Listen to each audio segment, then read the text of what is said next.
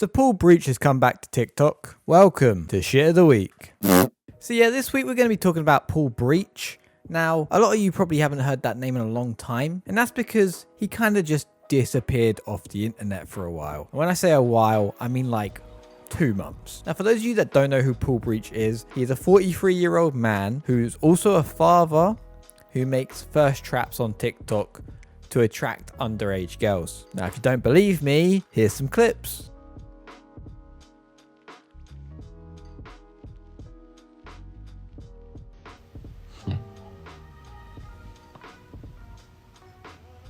Hi.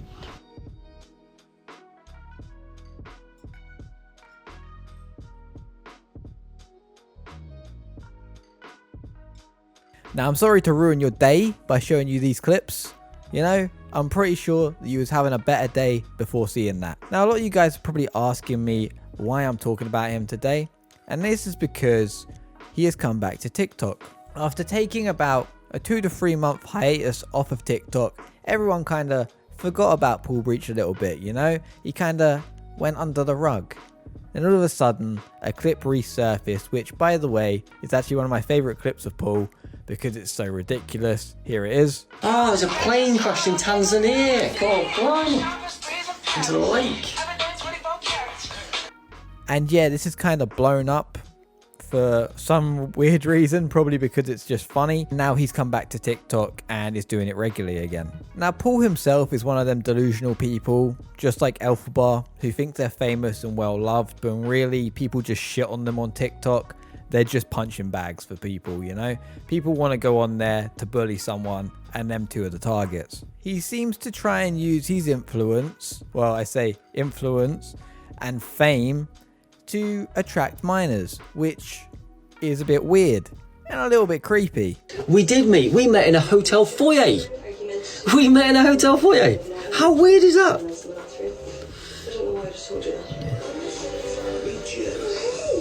Now, as I said before, Paul Breach is actually a father. Now, according to TikTok and some other sources, there's not 100% evidence, but apparently the person he had a kid with was age 16 at the time. Now, I'm pretty sure Paul was in his 30s at this point, right? Which would be pretty disgusting. Apparently he says that he can't speak about the situation, so it must be some sort of legal thing. Maybe he doesn't even see his kid. Who knows? Hope for the child's sake he doesn't. But if it is true, then it kind of brings light to him being a bit of a weird creep.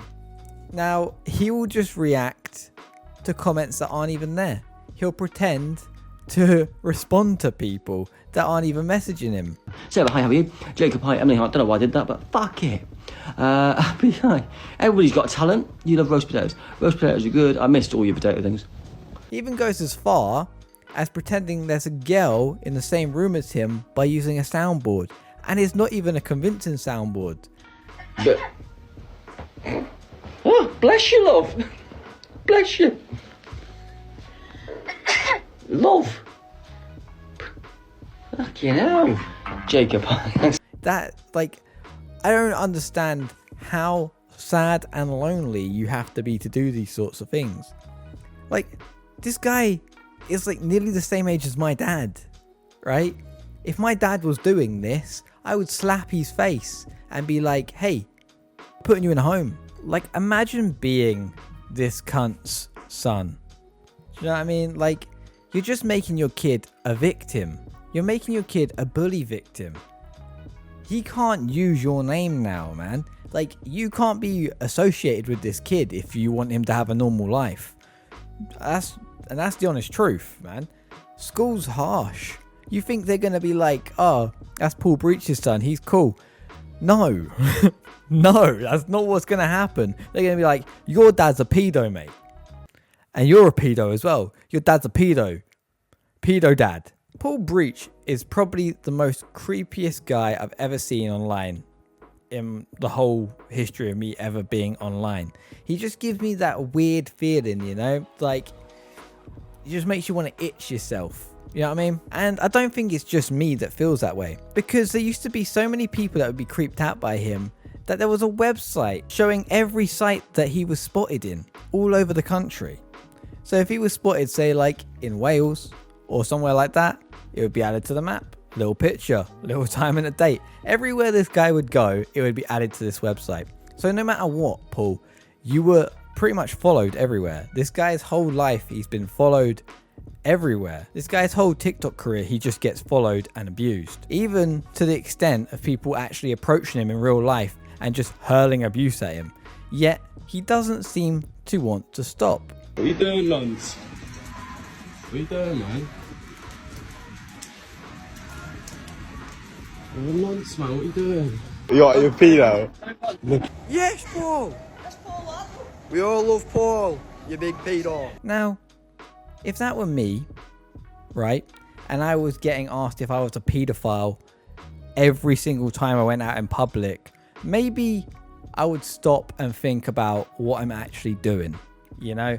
Maybe you would stop being such a weird creep online. But he seems to just have no actual awareness of how creepy he is. It's like he thinks everybody else is wrong and he's the only sane person in the whole world. Let's put it this way, right? If so many people are making a video on you, so many influencers making videos on you, and they're all saying the same thing, maybe that one thing that they're all saying is actually right. And if it's not right, maybe you should come with some evidence to prove that it isn't right. You know what I mean? That's what I never understand with people like this.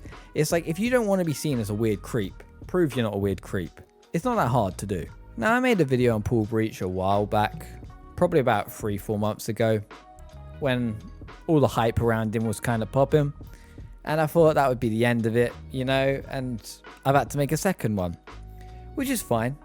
You know, I don't mind fucking about on Paul Breach. I think he deserves it. He deserves all the abuse he gets, because I genuinely think that he is not a good person. And I also think that he's a danger on TikTok itself. Now, not being funny, but he's been banned multiple times on TikTok, right? His accounts have been taken down, even though he probably claims that he took them down himself. No, he's clearly been banned and kicked off, right? Why is he still allowed to post on the site? You know, like, it baffles me that TikTok allow this.